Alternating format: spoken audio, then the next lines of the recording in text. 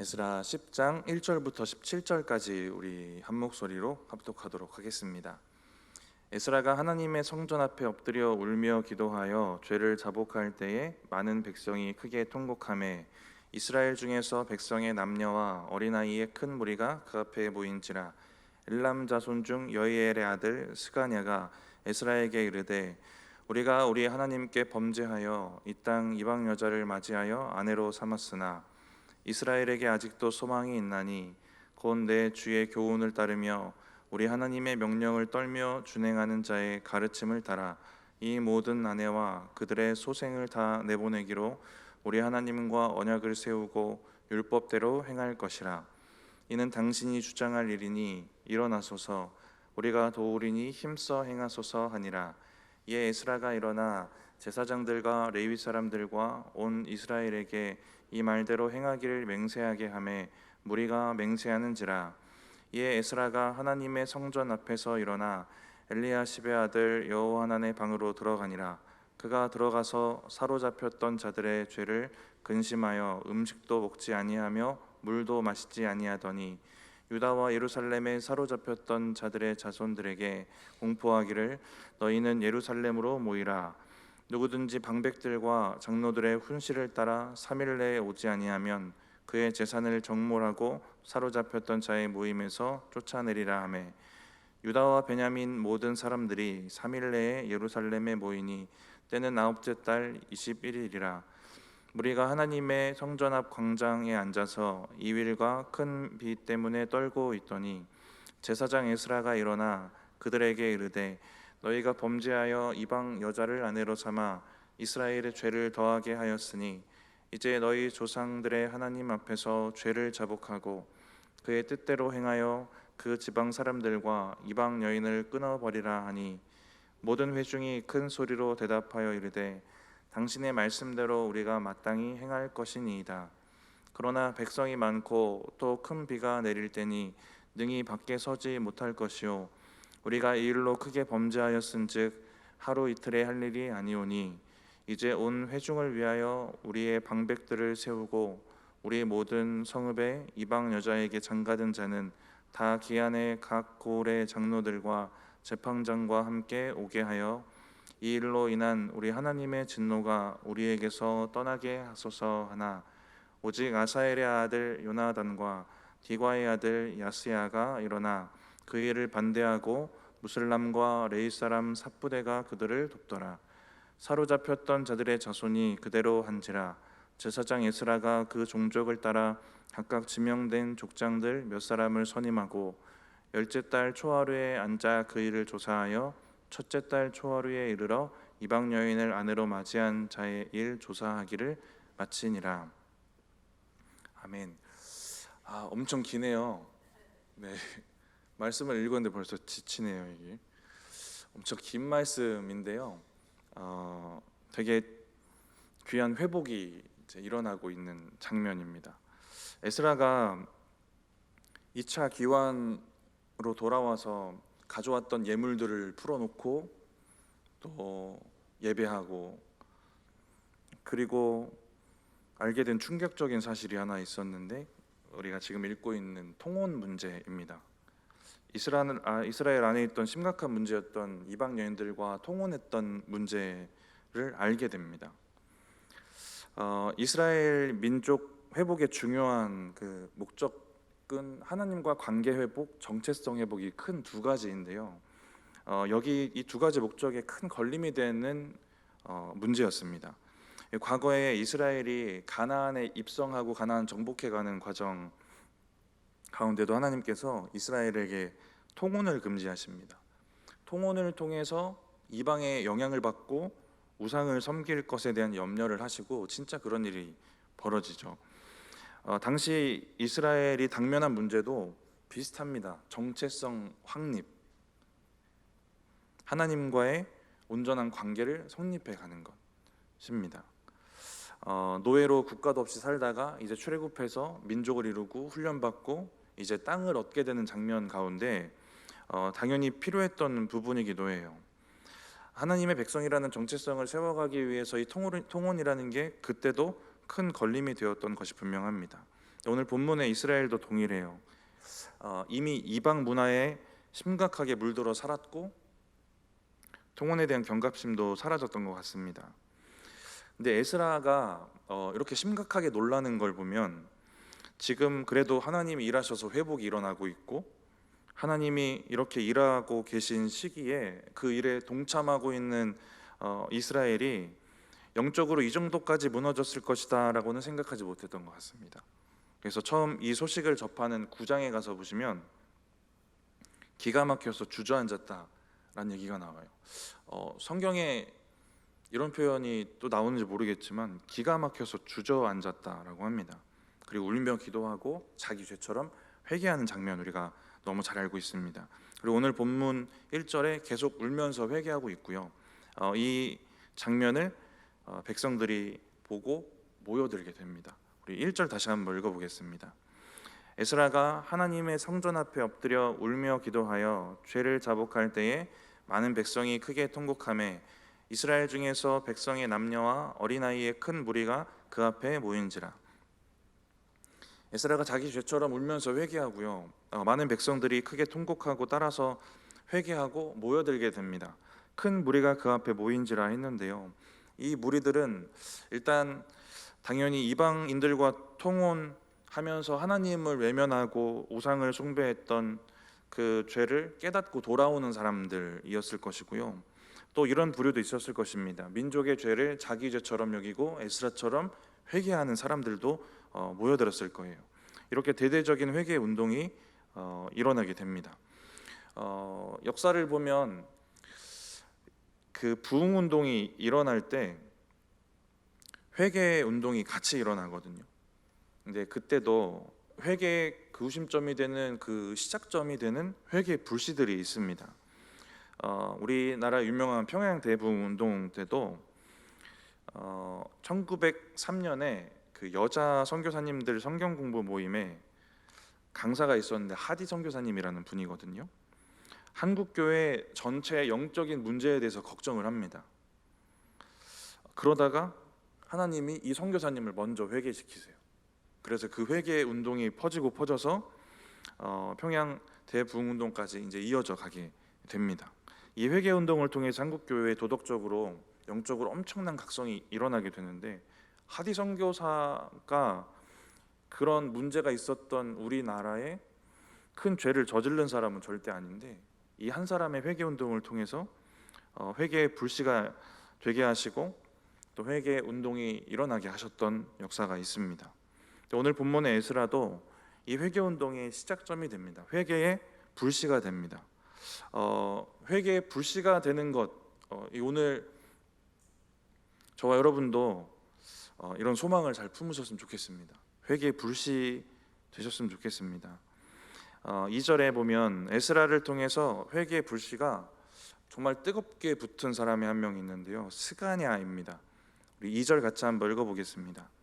엘람 자손 중 여이엘의 아들 스가냐가 에스라에게 이르되 우리가 우리 하나님께 범죄하여 이 땅 이방 여자를 맞이하여 아내로 삼았으나 이스라엘에게 아직도 소망이 있나니.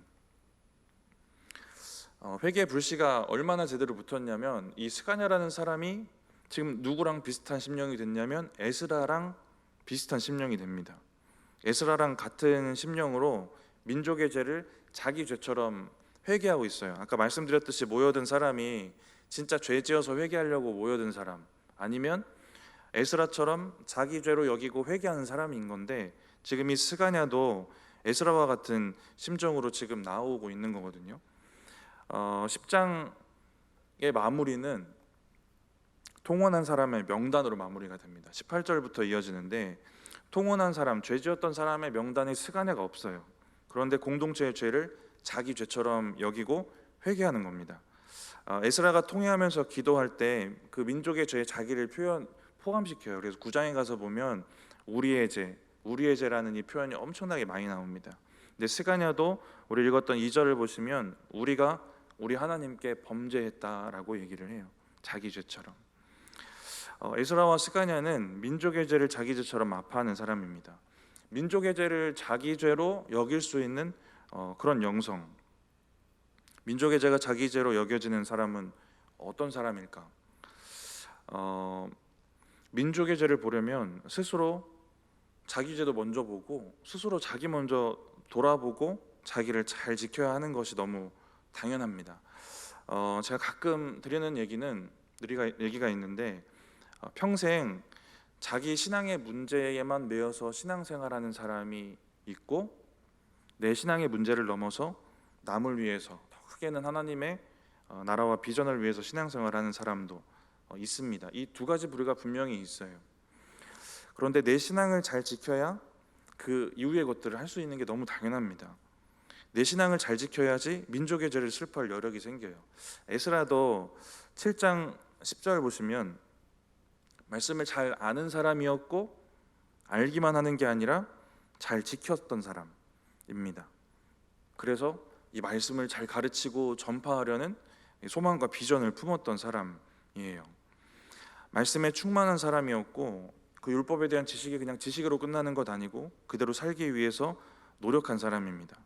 그래서 통혼과 관련된 율법에 대해서 말할 수도 있고 그걸 개혁할 수 있는 목소리를 낼 수도 있었던 겁니다.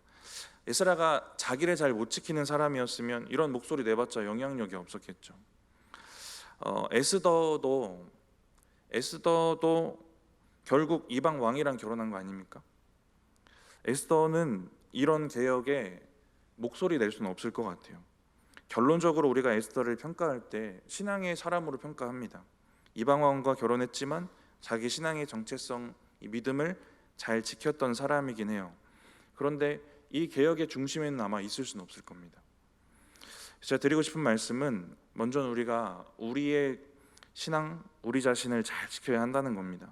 그래야 민족의 문제, 하나님 나라 세워가는 문제, 누군가의 믿음에 회개의 불씨를 일으키는 역할들, 그것들이 가능해지는 겁니다. 그런데 우리가 우리의 삶은 막 살면서 민족의 문제, 하나님 나라의 문제에만 관심 두는 건 좀 어폐가 있는 것 같고 이건 앞뒤가 맞지 않는 믿음인 것 같아요. 우리가 우리의 믿음 먼저 잘 가꿔서 하나님이 쓰시고자 할 때 회복의 불씨, 회개의 불씨가 되어야 하는 것입니다. 본문을 보면 스가냐가 바라보는 것이 뭐냐면 또 하는 얘기가 뭐냐면 소망이 있다 합니다. 지금 상황은 소망이 없어요. 과거에 이것 때문에 멸망했는데 이 죄를 또 짓고 있는 겁니다. 어찌 보면 절망적인 상황이에요. 후에 나누겠지만 이스라엘의 결단을 듣고도 6절에 가서 에스라가 또 금식해요. 불안한 거죠. 이 백성들이 말만 이렇게 하고 또 무너지는 거 아닌가? 이런 불안감이 있는 겁니다. 절망적이기도 하고 뭔가 그렇게 바라볼 수도 있는 상황인데요. 스가냐가 바라보는 것은 소망입니다. 회복을 바라봐요. 스가냐는 죄가 만연했던 이 분위기 속에서 자기는 죄 안 짓고 자기를 잘 지켰던 사람이에요. 이런 위치에 서 있으면 두 가지 태도 생길 수 있는데요. 하나는 너희는 죄인인데 나는 아니야 라는 태도 생길 수 있습니다. 나는 거룩한데. 영적 교만이고 사랑과 긍휼 없는 거잖아요. 다른 사람이 죄 짓는 것들을 속으로나 뭐 말로나 이렇게 비난할 수 있는 위치에 설 수도 있습니다. 또 하나는 에스라와 스가냐처럼 될 수도 있는 거예요. 그래도 이것도 내 죄다. 그리고 소망이 있다. 회복으로 가자. 주님께 가서 우리 회개하고 회복하자. 이렇게 말할 수도 있는 겁니다. 긍휼의 마음을 가지고 있는 사람이 품을 수 있는 태도 같아요. 회복할 수 있고 주님이 하실 것들을 바라보고 소망을 바라보는 것입니다. 스가냐라는 깨어있는 사람이 회복의 불씨가 됩니다. 제가 에스라 앞부분 설교할 때 에스라가 직접적으로 등장하는 7장 말고 이제 과거 1차 귀환에 대한 이야기들 그 부분을 설교할 때 하나님의 선한 일에 동참하는 소수가 되자라고 말씀을 드렸거든요. 신앙의 개혁이 일어나는 지금 이 순간에도 하나님 일에 사용되는 소수가 있는 겁니다. 죄로 물든 이스라엘 가운데 깨어서 자기를 지키고 그래서 선한 도구로 사용되어지는 소수가 있었던 겁니다. 9장에 에스라가 통혼 소식을 듣고 속옷과 겉옷을 찢고 머리털과 수염을 뜯고 기가 막혀 주저앉았다라고 하는데 이 이야기를 전해준 사람이 있어요. 이 이야기를 전해준 사람은 통원 안 했던 사람이겠죠. 방백들이라고 나오는데 지도자들입니다. 죄에 넘어가지 않았던 지도자들. 이들은 에스라보다 먼저 이런 민족의 상황을 보면서 에스라보다 먼저 기가 막혀서 주저앉아 있던 사람일 거예요. 영적으로 무너진 이스라엘 가운데 그래도 민족을 걱정하고 염려했던, 깨어있던 소수입니다. 이런 소수들이 언제나 있는 거예요. 성경의 역사에 그렇게 있고요. 이제는 그 역사를 이제 우리도 이어가야 됩니다. 하나님 찾으시는 한 사람 되자. 우리 너무 많이 들어오던 얘기인데요. 우리가 점점 더 악해져가는 그 시대에 깨어 있어서 또 그 하나님의 일들을 이루어가는 소수가 되어야 될 줄 믿습니다. 오늘 본문의 스가랴처럼 회개와 회복에 불씨가 되는 그 소수가 되시기를 축복합니다. 10장에 통혼한 사람들의 그 명단을 보면 상당수가 1차 귀환했던 사람들이에요. 사명을 가진 소수가 돼서 1차 귀환 행렬에 오릅니다. 그리고 성전 재건도 다 이루어져요. 그런데 중요한 게 안 된 거죠. 영적 재건이 안 된 겁니다. 진짜 하나님이 원하셨던 목적은 아마 이것일 텐데 이게 되지 않은 거예요. 성전은 재건됐지만 심령 안에 있는 성전이 재건 안 된 겁니다. 그래서 성전이라는 건물 자체는 올라가 있지만 그 성전을 통해 이루어져야 될 것들이 안 이루어지는 거죠. 하나님과의 관계 회복, 정체성 회복이 일어나지 않은 겁니다. 그러니까 너무 쉽게 통혼이라는 죄에 넘어지는 겁니다. 믿음이 있었던 사람, 그래도 그런 사람들이 5만 명 정도가 1차로 온 것인데 그래도 사명감 있고 자기의 삶을 포기하고 어려울 것을 알면서도 이 길에 올랐던 사람들인데도 이렇게 넘어지는 겁니다. 하나님이 원하셨던 하나님과의 관계 회복, 정체성 회복이 잘 안 일어난 거예요. 우리가 이런 모습 생길 수 있겠죠. 우리가 우리 자신의 건물만 자꾸 지어가는 것, 겉으로 지어져가는 겉모습만 자꾸 지어져 가고 있는 것들, 그런 것들을 우리가 좀 돌아볼 수 있을 것 같습니다. 겉으로 보여지는 우리라는 사람의 성전만 자꾸 지어가는 거예요. 우리 한 사람 한 사람이 주님 거하시는 전이 되어야 되잖아요. 근데 건물 짓는 것, 겉으로 드러나는 건물 짓는 것처럼 겉만 지어놓고 속안은 비어 있거나 주님 못 들어오시는 상태가 되는 겁니다. 그래서 우리도 우리 안에 있는 성전을 자꾸 점검해서 무너져 내리면 이 성전을 세워가고 하는 그러한 열정과 노력들이 필요한 것입니다. 우리 심령의 성전에 일어나야 될 것도 비슷해요. 무너진 하나님과의 관계가 있으면 회복돼야 되고 무너진 정체성이 있으면 회복돼야 됩니다. 이 두 가지 부분들이 우리의 믿음에도 잘 일어나고 있는지를 우리가 좀 생각해 보면 좋을 것 같습니다.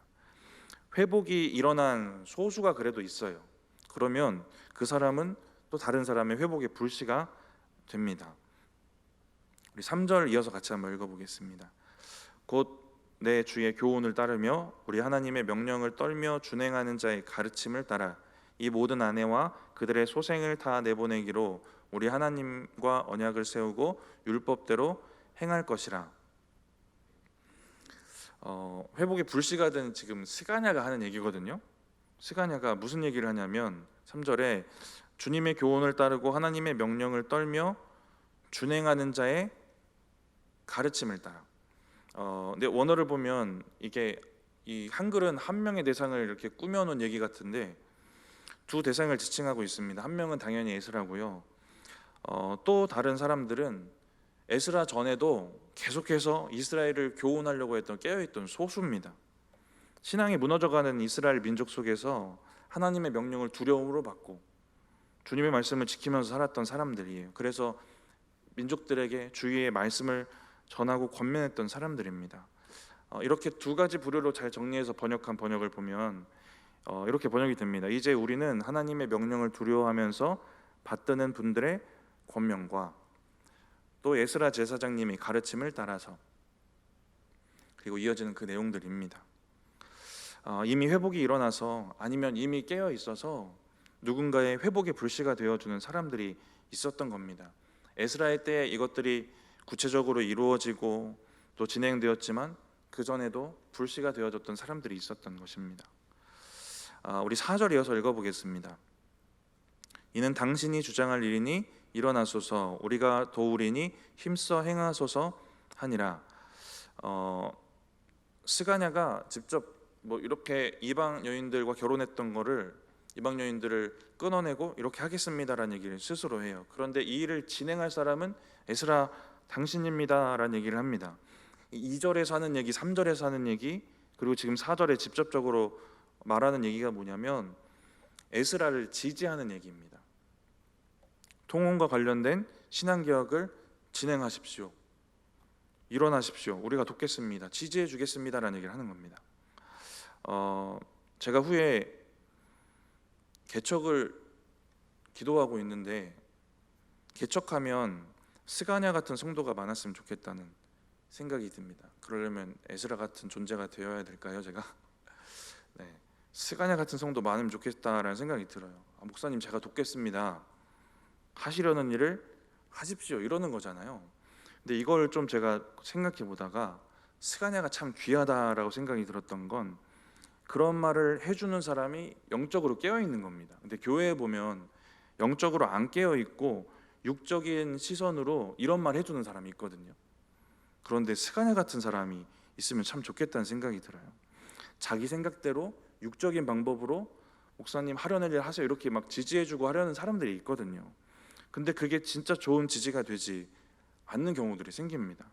제가 자주 했던 얘기 같은데, 제가 예전에 사역할 때, 제가 어린이부 사역할 때 부장님과 다퉜던 사건, 제가 여러 번 얘기했던 것 같은데요. 요약하면 이런 사건입니다. 부장님이 전도왕에게 컴퓨터를 줄 거야 라고 광고를 했고, 저는 바로 뒤이어 나가서 그럴 일은 없을 거야 라고 했더니 부장님이 화가 나서 끝나고, 전도사님 제가 전도사님 사역 어렵게 할 수도 있어요 라고 협박했던 사건입니다. 요약하면 이래요. 너무 자주 얘기해서 요약해 드렸는데,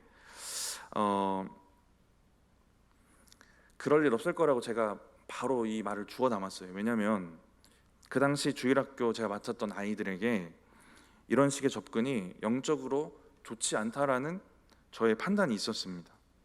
그 당시는 더 심했는데 무슨 일들이 있었냐면, 전도 품앗이 하던 시절이에요. 여기 다니던 친구가 친구 교회 가서 선물 받는 거 도와주고, 여기는 또 그 다음 주에 선물 받는 거 도와주고, 전도 품앗이라고 합니다. 네, 이런 일들이 벌어지던 시절이에요. 부장님의 행동을 선하게 해석하면 저를 돕고자 하는 겁니다. 그래서 제가 하는 그 사역지에 더 부흥이 크게 일어날 수 있도록 돕고자 하는 마음도 있었겠죠. 근데 그건 리더인 제가 영적으로 정말 하고 싶은 일 아니에요. 그리고 그런 지지는 제가 받고 싶은 지지는 아닌 겁니다. 숫자에 너무 집착할 상황도 아니었어요. 전교인 100명도 안 되는 교회였습니다. 거기에 제가 주일학교 맡았었고 유치부부터 다 합쳐진 숫자가 매년 첫 달 첫 주에 보면 7명에서 10명이에요. 그래도 저도 전도 진짜 열심히 다녔고, 주일에 밥 굶어 가면서 축구 전도를 매주 했었고, 그리고 선생님들이 진짜 열심히 노력했고, 그래서 100명도 안 되는 그 교회에 7명, 10명으로 시작해서 매년 6명에서 10명 정도의 어린이를 3, 4년간 꾸준히 올려드렸던 그런 부서였어요. 그래서 지금 보내주신 영혼들이, 그때 저의 관심은 보내주신 영혼들이 영적으로도 잘할 수 있는 걸 고민했고 거기에 초점 두고 있었습니다. 그럼 거기에 지지해줬으면 너무 좋았겠지만 너무 다른 방법으로 지지를 해준 거죠. 근데 반면에 저의 지지가 되어주신 선생님도 참 많이 있었습니다. 그런 기억도 나는데, 오늘 본문에 스가냐가 갖고 있는 역할도 리더가 정말 원하는 영적인 일의 지지자가 되어주는 겁니다. 저 여러분이 그런 사람 되었으면 좋겠어요. 여러분이 우리 담임 목사님께 그런 성도님들 되어주시기 바랍니다. 에스라는 이런 지지 속에서 일어나게 됩니다. 일어나라고 해요, 스가냐가. 그 일어나서 개혁을 시작을 하게 됩니다. 우리 5절 같이 한번 읽어보겠습니다. 이에 에스라가 일어나 제사장들과 레위 사람들과 온 이스라엘에게 이 말대로 행하기를 맹세하게 하매 무리가 맹세하는지라. 3절에 스가냐가 얘기했던 그 개혁의 일들, 하나님과 언약을 세우는 것, 이방인과 결혼했던 상황을 다 끊어내고 하나님과 다시 언약을 세우는 것, 율법대로 사는 것, 이것에 동의하고 맹세하고 결단하도록 에스라가 요청을 하고요. 그리고 무리들이 그렇게 합니다. 지지자도 있고 이렇게 답도 들었고요. 이제 적극적으로 시작하면 될 것 같은 분위기에 아까도 잠깐 말씀드렸지만 6절인데요. 잠시 멈춰서 금식 기도합니다. 우리 6절 같이 한번 읽어보겠습니다. 이에 에스라가 하나님의 성전 앞에서 일어나 엘리야십의 아들 여호하난의 방으로 들어가니라. 그가 들어가서 사로잡혔던 자들의 죄를 근심하여 음식도 먹지 아니하며 물도 마시지 아니하더니. 구체적인 이 회개운동 진행하기 앞서서 다시 한번 금식을 하고 있습니다. 백성들이 회개를 약속했지만 불안했던 것 같아요. 통혼으로 하나님과의 관계가 끊어지고 정체성 잃어버리고 나라가 멸망했던 과거가 있는데 다시 같은 죄가 반복되고 있는 상황을 지금 마주한 겁니다. 그래서 너무 어이가 없어서 주저앉아 있게 되는 상황도 있었어요. 그리고 1차 기원했던 사람들이 있었는데 그들이 영적인 중요한 역할을 못 해주고 오히려 그 죄를 주도적으로 짓고 있습니다. 이어지는 명단의 거의 대부분이 1차 기원했던 사람들이에요. 그러면 에스라는 불안할 것 같아요. 이스라엘이 결단한 결단이 얼마나 오래 갈까? 결단대로 진짜 행할까? 불안한 마음이 들었을 것입니다. 다시 한번 하나님의 도우심 바라보면서 금식하는 장면이 이제 6절에 나오고요. 7절부터 본격적으로 진행을 합니다. 예루살렘으로 회개할 사람들을 모아요. 그리고 8절에 3일 안에 안 오면 공동체에서 쫓아내고 재산을 몰수할 것이다 라는 얘기를 합니다. 그래도 모여든 사람이 9절에 있었고 마침 비가 와서 덜덜 떨고 있었다 이런 얘기가 이어지고 있습니다. 그리고 그때 에스라가 10절부터 이야기하는 부분이 있는데요. 우리 10절부터 12절까지 같이 한번 읽어보겠습니다. 제사장 에스라가 일어나 그들에게 이르되 너희가 범죄하여 이방 여자를 아내로 삼아 이스라엘의 죄를 더하게 하였으니 이제 너희 조상들의 하나님 앞에서 죄를 자복하고 그의 뜻대로 행하여 그 지방 사람들과 이방 여인을 끊어버리라 하니 모든 회중이 큰 소리로 대답하여 이르되 당신의 말씀대로 우리가 마땅히 행할 것이니이다. 혼인한 이방 여인과 자녀를 끊어내라는 겁니다. 당시의 상황과 문화가 있었을 것이고요. 중요한 걸 우리가 기억해야 될 이 말의 중심과 정신은 철저한 끊어냄이 필요했다라는 겁니다. 그렇게 했다라는 것이고 철저하게 끊어내야 될 것들이 우리가 살아가면서 생깁니다. 하나님과의 관계를 해치는 것, 우리의 정체성을 훼손하는 것들입니다. 주님을 믿는데 방해가 되는 것, 근데 그냥 방치하고 그냥 두고 살았던 것들을 철저하게 버리는 겁니다. 마태복음 10장에 제자들을 세우시고 제자들이 당할 고난과 핍박, 제자도에 대해서 말씀을 하시는데 너희가 제자의 길 갈 건데 제자의 길은 고난받은 길이고 핍박받는 길일 것이다 라는 얘기를 하십니다. 그러면서 해주시는 이야기 중에 하나가 마태복음 10장 35, 36절에 내가 온 것은 사람이 그 아버지와 딸이 어머니와 며느리가 시어머니와 불화하게 하려 함이니 사람의 원수가 자기 집안 식구리라. 오늘 에스라 본문처럼 극단적으로 가족을 다 끊어내는 건 아닌데 가족과의 불화가 생길 수도 있다라는 얘기를 하세요. 왜냐하면 복음 때문에 자기 십자가 지고 살아가는 것 때문에 제자로 사는 삶 때문에 그럴 수도 있다라는 겁니다. 결국 하시는 얘기는 그럼에도 타협하지 말아라예요. 그리고 결국 또 하시는 얘기는 주님을 더 사랑해라입니다. 그래서 마태복음 10장 37절 38절 그 뒤에 이어지는 얘기를 보면 아버지나 어머니를 나보다 더 사랑하는 자는 내게 합당하지 아니하고 아들이나 딸을 나보다 더 사랑하는 자도 내게 합당하지 아니하며 또 자기 십자가를 지고 나를 따르지 않는 자도 내게 합당하지 아니하니라.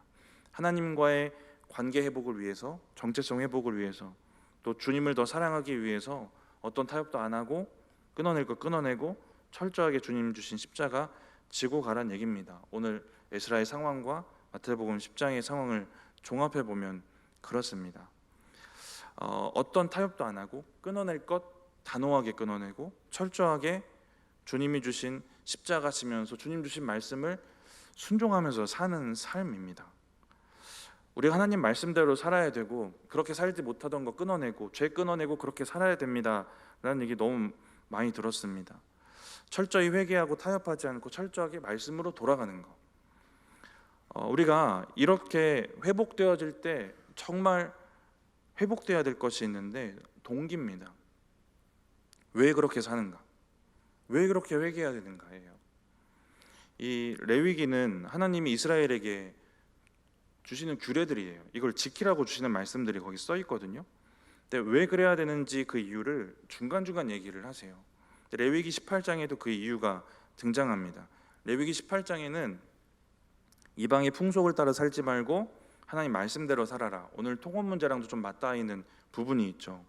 레위기 18장에 왜 규례를 지키라고 하시는지 이유를 말씀해 주시는 게 중간중간 나오는데, 레위기 18장 2절에 나는 너의 하나님이니까, 두 번째는 5절에 이걸 행해야 너희가 사니까, 20절에 자기를 더럽히지 말아라. 이걸 지켜서 그래야 너희 자신을 지킬 수 있으니까입니다. 먼저 레위기 18장 2절에 너는 이스라엘 자손에게 말하여 이르라 나는 너희의 하나님이니라. 이렇게 하고 규례가 쭉 지어져요. 규례를 지켜야 되는 이유가 뭐냐면 내가 너희의 하나님이기 때문에라고 말씀을 하십니다. 하나님이 우리의 하나님이셔서, 하나님이 우리의 하나님이시다.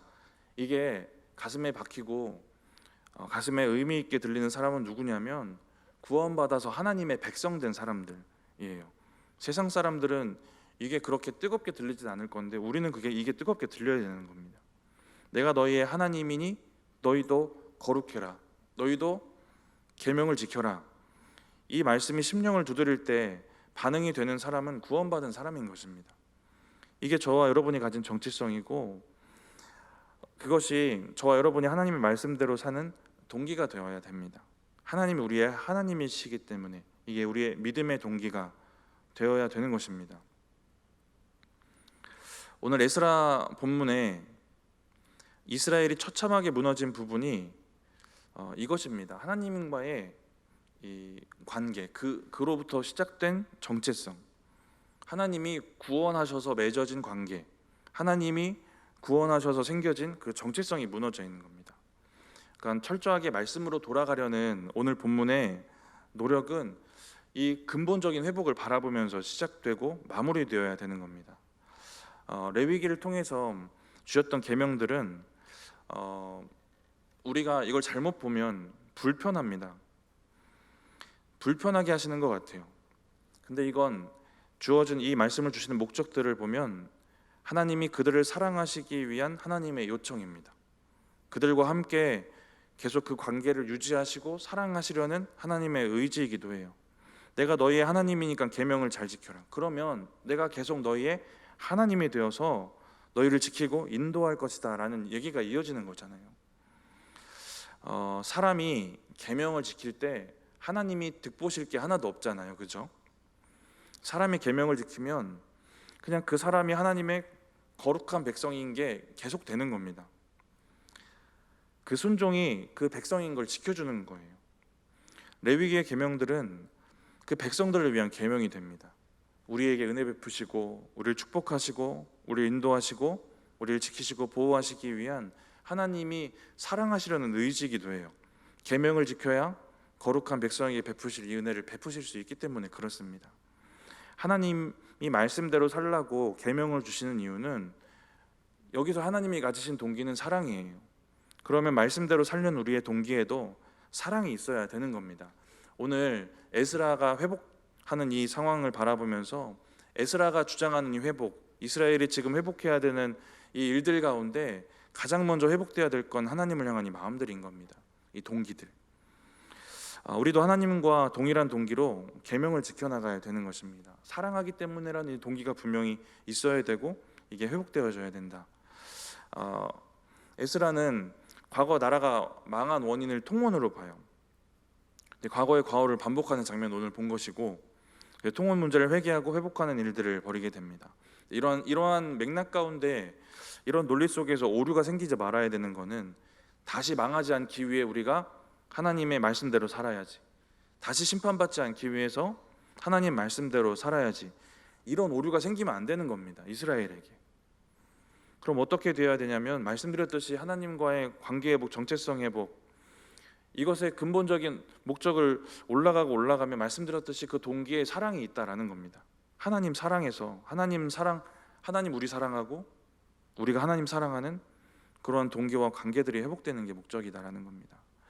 통혼을 해결하겠다라는 거는 말씀대로 살겠다라는 건데요, 어겼던 말씀을 지키겠다는 것인데, 이 동기가 뭐냐면 다시 망할까 봐 두려운 것 아니고, 심판하실 하나님 두려워서가 아니고, 그냥 주님을 사랑하고 하나님 사랑해서 우리 백성을 사랑하시는 하나님의 사랑을 알아서 이것이 회복되어야 된다는 겁니다. 저와 여러분에게도 동일해요. 말씀대로 살아야 된다는 얘기 우리 교회 오면 계속 듣는 얘기인데요, 말씀대로 살고 싶은 그 마음도 우리에게 생깁니다. 그런데 그 동기에 너무 당연한 얘기 제가 드리는 거지만 하나님을 향한 사랑이 동기가 되어야 된다라는 것입니다. 계명을 지키는 것이 우리를 올가매는 것 같은 그런 느낌 들 때도 간혹 있겠지만, 억지로 하면 어렵지만 사랑하면 쉬워지는 것 아니겠습니까? 그래서 요한복음 14장에도 너희가 나 사랑하면 나의 계명을 지킬 것이다, 주님을 사랑하면 주님의 말씀을 지킨다라고 주님이 말씀을 하세요. 요한일서 5장 3절에는 하나님을 사랑하는 것은 이것이니 우리가 그의 계명들을 지키는 것이랴 라고 얘기를 합니다. 하나님 사랑하는 것이 계명 지키는 것이다, 하나님 계명을 지키는 것이 하나님 사랑하는 것이다 라고 얘기를 합니다. 우리가 정말 깊이 돌아볼 것은 우리에게도 다시 우리의 전이 회복되고 정말 다시 개혁이 일어나고 돌이키고 회복돼야 되고 말씀대로 살고 싶고 끊어낼 걸 끊어내고 싶고 이런 마음들이 있으면 우리가 정말 깊이 돌아보고 먼저 회복될 건 주님 사랑하는지입니다. 얼마나 사랑하고 내가 지금도 뜨겁게 예전처럼 주님 사랑하고 있는지를 먼저 돌아보면 좋은 것이다라는 것입니다.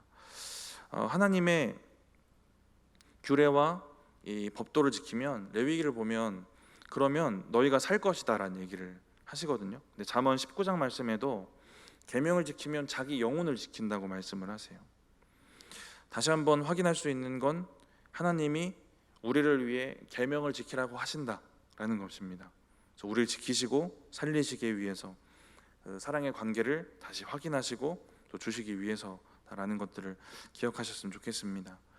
오늘 에스라의 개혁의 목적도 동일합니다. 하나님이 이스라엘에게 진짜 하나님이 되시도록 하는 그런 길이에요. 살 길을 주시는 것이고 정체성을 지킬 힘을 주시는 것입니다.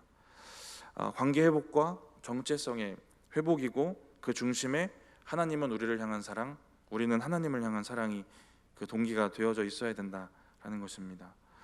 그러니까 이스라엘이 진짜 회개했다라는 증거가 이방 여인인 그 가족을 끊어내는 그 모습 자체가 아니라, 그래서 주님 사랑하는 마음이 회복됐는지를 확인하면 되는 것입니다. 우리가 회개의 증거를 우리 스스로에게 물어볼 때 여러 대답을 할 수 있을 거예요. 우리가 알고 배운 것들이 있습니다. 교회에서 설교 듣고 성경 보면서 알게 된 것들이 있는데요, 우리가 진짜 참 회개했다는 가장 확실한 증거는 하나님 사랑하는 자기 마음입니다. 이걸 양심에 물으면 이게 확실한 겁니다. 회개하면 하나님 사랑하는 마음이 회복됩니다. 이 동기가 회복되면 말씀대로 사는 거예요. 저와 여러분에게 말씀 마치면서요, 이런 은혜가 있기를 축복합니다. 주님을 사랑하는 마음이 동기가 되어서 철저하게 회개하고 타협하지 않고 철저하게 말씀으로 돌아가는 은혜가 있기를 바랍니다. 서두에 말씀드렸던 것처럼 에스라처럼 또 스가랴처럼 회개와 회복의 불씨가 되시기를 또 축복드립니다. 우리 함께 기도하고 찬양하겠습니다.